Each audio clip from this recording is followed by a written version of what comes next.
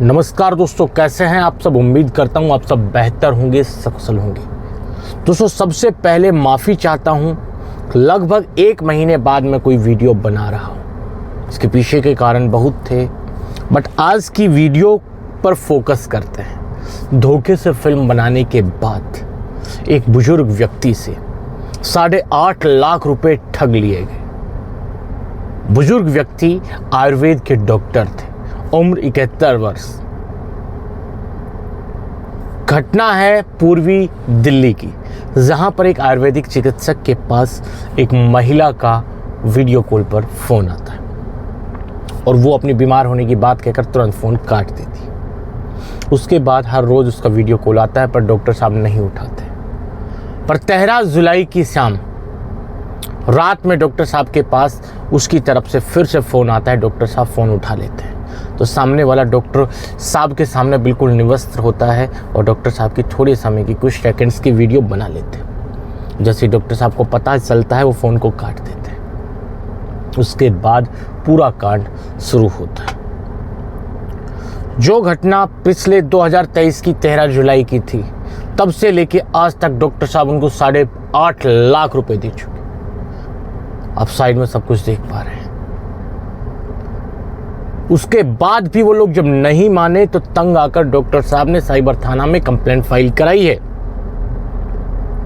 पूरा मामला क्या था वो जानने से पहले मैं आपसे इतना कहना चाहता हूं कि देखिए, डॉक्टर साहब ने कितने बुजुर्ग आदमी, तो सबसे पहले तो अपने दिमाग से, जहन से चीज़ निकाल लिया करें आप, मेवात के जितने भी लोग हैं, कि तुम्हारा भविष्य सही नहीं है बिल्कुल। जब तुम्हारे बीच में ऐसे लोग जब तक मौजूद रहेंगे तो मेरे भाई, दुनिया से गाली खाना तुम्हारा किस्मत में लिखा हुआ है। मेवात के मेरे जितने भी भाई हैं, या तो अपने बीच में ऐसे दरिंदों को पहचान कर इनको अपने समाज से बाहर करो, या फिर दुनिया से गाली खाने के लिए तैयार रहो और खाते रहो।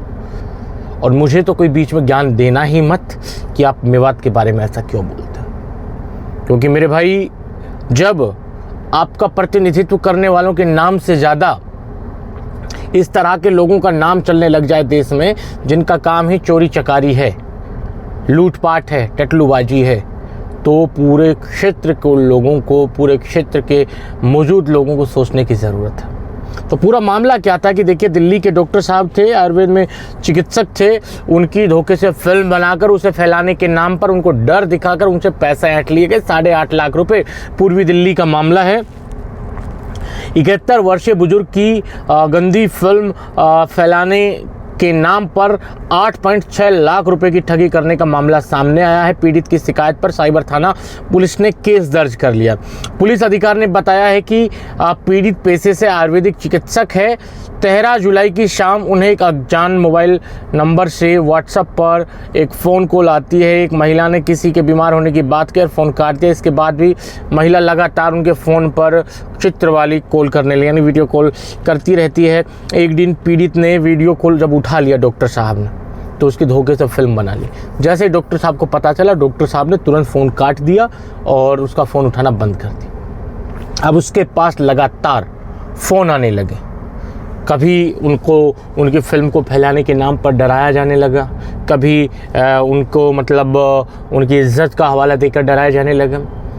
डॉक्टर साहब यहाँ तक ज़्यादा टेंशन में नहीं थे, पर डॉक्टर साहब के पास एक बार फ़ोन आता है। अपने आप को अपराध शाखा का अधिकारी बताते हैं, यानी क्राइम ब्रांच के कुछ लोगों का क्राइम ब्रांच ऑफिसर बन के डॉक्टर साहब के पास फ़ोन आता है और उनसे कहते हैं कि आपकी धोखे से कोई फिल्म बनी हुई इधर उधर फैल रही है, आपके खिलाफ़ किसी ने कंप्लेंट फाइल कराई है, लड़की ने कंप्लेंट फाइल कराई है, उसके पेरेंट्स ने कंप्लेंट फाइल कराई है, और आप अब अरेस्ट होने के लिए दिल्ली से आपके यहाँ से दिल्ली साइबर क्राइम से आपकी टीम आने वाली है।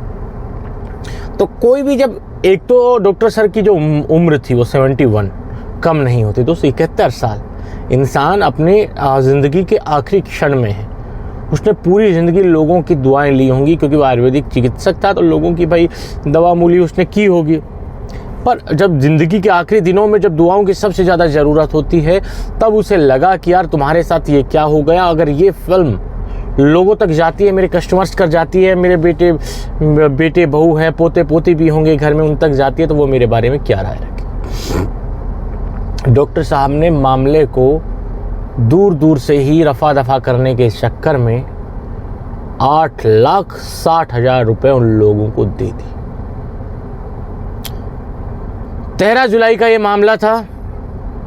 अगस्त, सितंबर, अक्टूबर, नवंबर, दिसंबर, मतलब 5-6 महीने, 6 महीने लगा, 5-6 महीने पुराना मामला।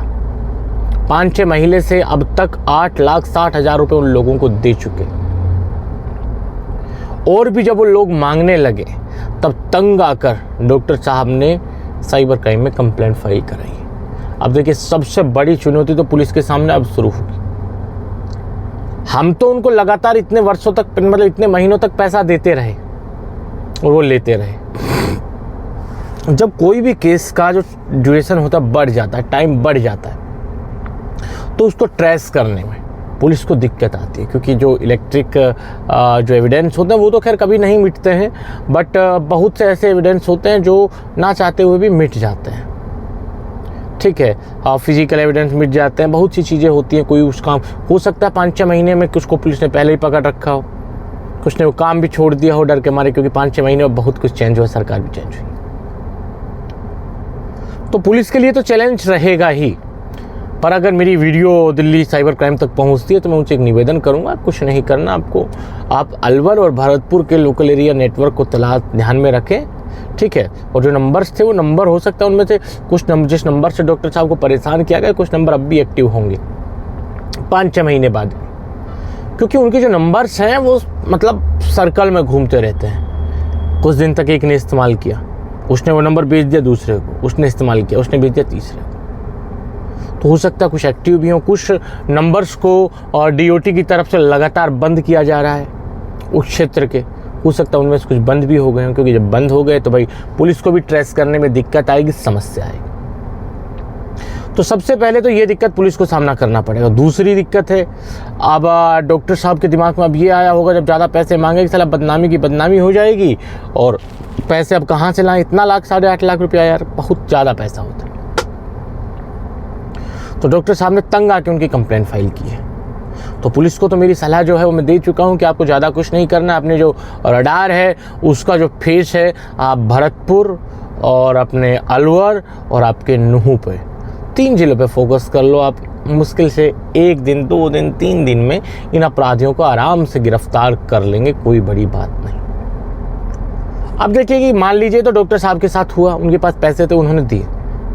अगर खुदा ना खास्ता आपके साथ कभी इस तरह की घटना हो जाए और आपसे वो पैसे मांग रहे हैं, आप कुछ करके लगातार दे रहे हैं उनको, तो हम यही सबसे बड़ी गलती करते हैं। देखिए, उन लोगों का मकसद ही पैसा कमाना है, आपसे पैसा ऐंठना है।